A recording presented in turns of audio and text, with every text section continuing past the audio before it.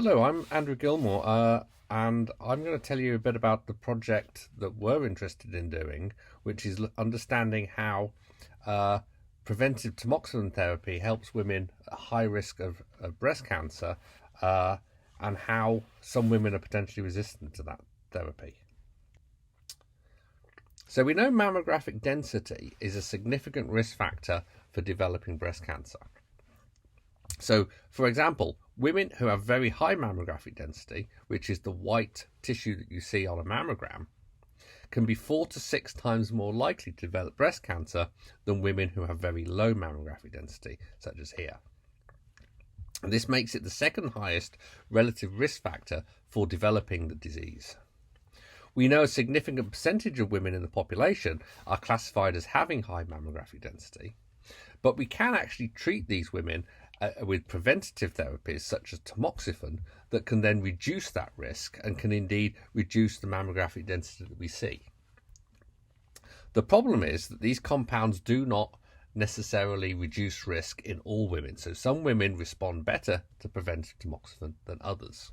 Also, these drugs are poorly tolerated, and we don't actually know how tamoxifen reduces breast cancer risk in those high-risk women. So there's a lot we don't know if we're going to improve preventive therapies for women who are at high risk of developing breast cancer. So specific things we need to find out are what's the difference between high and low mammographic density tissue that then makes those women more likely to develop cancer. We don't know what the composition of the tissue is that leads to that increased risk. We don't understand how those preventive therapies like tamoxifen then change the tissue to reduce the risk of developing breast cancer. And we need to understand why some women respond better than others.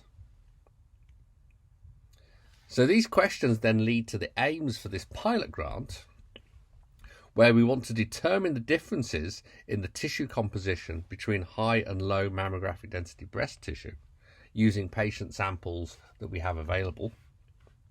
And we want to identify what changes occur in high-risk breast tissue following treatment with tamoxifen as a preventive therapy.